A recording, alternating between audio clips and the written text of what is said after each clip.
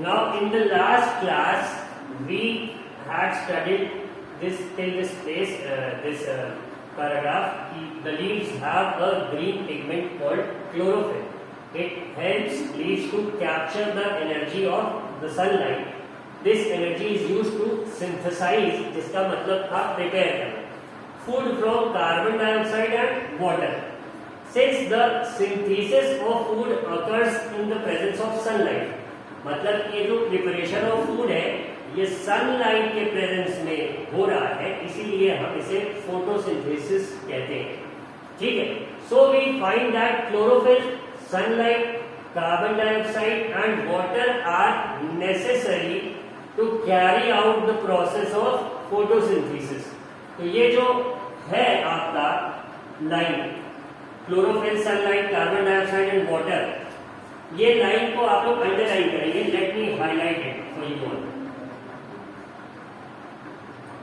Chlorophyll से लेके photosynthesis तक यहां तक सब लोग अपने अपने बुक में अंडरलाइन कर लेंगे पेंसिल से. कोई पेन से नहीं करेगा, बुक गंदी नहीं करेंगे. ठीक है. इतना आई होप सारी बात समझ में आ रही है सबको कि ये चार चीजें बहुत जरूरी है फॉर फोटोसिंथेसिस टू ऑकर. और फोटोसिंथेसिस से होता क्या है, प्लांट्स प्रिपेयर देयर फूड. ये ऑटोट्रॉफ्स होते हैं जैसा कि हम सब लोगों ने पढ़ रखा है, and heterotrophs depend upon them for food. ठीक है. अब यहाँ पे आई होप सबने अंडरलाइन कर लिया. It is a unique process on the earth. The solar energy is captured by the leaves and stored in the plant in the form of food. Thus, sun is the ultimate source of energy for all living organisms. अब ये बहुत ही अच्छी बात इन्होंने पूछी कि can you imagine life on earth in the absence of photosynthesis. तो अगर फोटोसिंथेसिस हो ही ना रहा होता तो जो हेटेरोट्रॉफ्स है वो सन की एनर्जी को डायरेक्टली यूज कर ही ना पाए. ये कैपेबिलिटी खाली प्लांट्स में है जिससे वो फूड प्रिपेयर करते हैं और उनका प्रिपेयर्ड फूड को हम कंज्यूम करते हैं जिससे हमें एनर्जी मिलती है.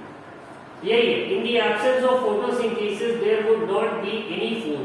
The survival of almost all living organisms directly और indirectly depends upon the food made by the plants besides oxygen which is essential for the survival. इतनी बातें हम लोगों ने कर ली थी पिछली क्लास में. ये डायग्राम हम लोगों ने स्कीमेटा का देख लिया था. और इस प्रोसेस में ऑक्सीजन रिलीज होती है. During the process oxygen is release. The presence of starch in leaves indicates the occurrence of photosynthesis. अब अगर हमें ये पता करना हो किसी लीफ को देख के कि इसमें फोटोसिंथेसिस हुई है कि नहीं हुई है, तो we do a starch test for that leaf. होता है एक सब्सटेंस होता है, वो लीफ में डालेंगे, अगर उसका कलर चेंज हो गया तो हमें पता लग जाएगा कि हाँ इस लीफ में स्टार्च है. और अगर स्टार्च है तो हम ये कह सकते हैं कि उसमें फोटोसिंथेसिस हुआ है.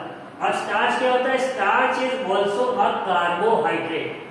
कार्बोहाइड्रेट क्या होता है? ये कार्बन और हाइड्रोजन के कंपाउंड्स होते हैं. इसके बारे में आप हायर क्लासेस में पढ़ेंगे. ठीक है. अब वी मूव फॉरवर्ड. ये जो अभी मैंने बताया था स्टार्च के लिए आयोडीन एक सब्सटेंस डाला जाता है. उस सब्सटेंस को यही कहते हैं आयोडीन. एक लिक्विड होता है, अगर उसको लीफ पे डालेंगे तो क्या होगा ये तो खैर आपको मैं करके दिखाऊंगा अगर स्कूल खुला. और I put that on video if I get a chance to. तो वही ऑब्जर्वेशन आपको रिकॉर्ड करके अपनी एक्टिविटी के फॉर्म में लिखना पड़ेगा. चलो I try to arrange that for you in the next class. ठीक है. The leaves other than green also have chlorophyll. अब जैसे ये बुक में फिगर दिया है 1.4, ऐसी बहुत सी लीव्स हम लोग देखते हैं जिसका कलर ग्रीन नहीं होता. ठीक है. तो क्या इसमें क्लोरोफिल है कि नहीं है? तो बुक कह रही है कि the leaves other than green also have chlorophyll. The large amount of red, brown and other pigments mask the green colour. तो ये क्या कह रहे हैं कि कलरफुल लीव्स में होता क्या है कि उसमें भी क्लोरोफिल होती है. Chlorophyll is present there, but the pigments that give the other colours, वो पिगमेंट्स जो दूसरा रंग देते हैं लीफ को, जैसे कि रेड कलर का पिगमेंट हो गया, ब्राउन कलर का हो गया, ग्रीन कलर का, ये लोग छुपा देते हैं क्लोरोफिल को. मतलब इनसे वो छिप जाता है. इस वजह से हमें वो लीफ ग्रीन नहीं दिखती है। अदरवाइज क्लोरोफिल उसमें भी होता है, फोटोसिंथेसिस उसमें भी होता है, वो लीव भी अपना फूड प्रिपेयर करते हैं।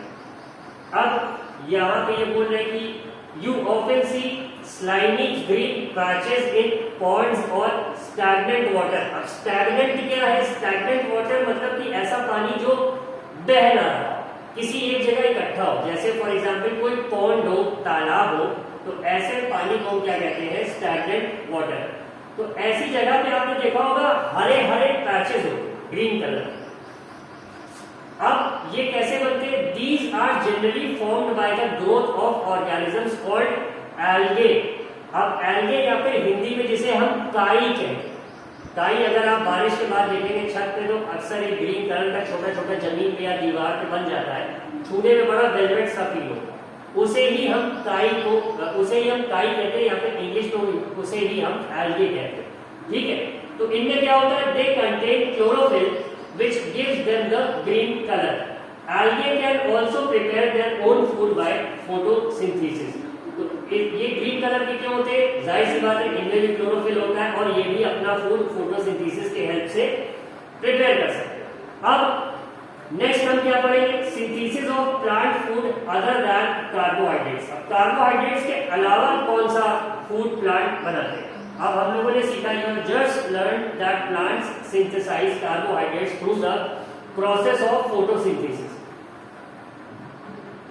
The carbohydrates are made of carbon, hydrogen and oxygen. These are used to synthesize other components of food such as proteins and fats. अब आप सब लोगों ने बचपन से पढ़ रखा है कि कौन सा विटामिन, कौन सा मिनरल आपको किस खाने में मिलता है। तो अगर प्रोटीन की बात करेंगे तो प्रोटीन आपको कहाँ से मिलता है? दाल से या चने से, ग्राम्स जिसे हम कहते हैं। तो अब क्वेश्चन आता है ना कि ये इनमें कैसे आया? भाई प्लांट्स से हमें ये सारी चीजें प्लांट से मिली, तो इसमें कैसे प्रोटीन आ गया? क्योंकि अभी तक जो हमने पढ़ा वो तो ये कह रहा है कि प्लांट्स खाली कार्बोहाइड्रेट्स या स्टार्च बनाते, तो नहीं, इन्हीं कार्बोहाइड्रेट्स का यूज करके प्लांट बाकी चीजें भी बनाते हैं जिन्हें हम कहते हैं प्रोटीन्स और फैट्स। अब फैट्स के बारे में भी आपने पढ़ रखा है कि फैट्स कहाँ से मिलते हैं। तो फैट्स नॉर्मली हमें घी जो हम खाते हैं उससे वी गेट फैट्स, लेकिन अब प्लांट्स में फैट कहाँ से आता है? तो प्लांट्स में भी फैट होता है। ऑब्वियस सी बात है, हमने किसी प्लांट को ये नहीं देखा होगा कि उससे हमें घी मिल रहा है, लेकिन प्रेजेंट होता है उसमें। अब प्रोटीन्स क्या होते हैं? Proteins are nitrogenous substances. अब ये जो वर्ड है nitrogenous, what does it mean? Nitrogenous का मतलब हुआ कि जैसे कार्बन है, ऑक्सीजन है, हाइड्रोजन है, इसी तरह एक और एलिमेंट होता है, एक और गैस होती है हमारे एटमॉस्फेयर में जिसे हम नाइट्रोजन कहते हैं। तो ऐसे कंपाउंड्स जिसमें नाइट्रोजन भी हो साथ में, उन्हें हम कहते हैं नाइट्रोजीनस सब्सटेंसेस।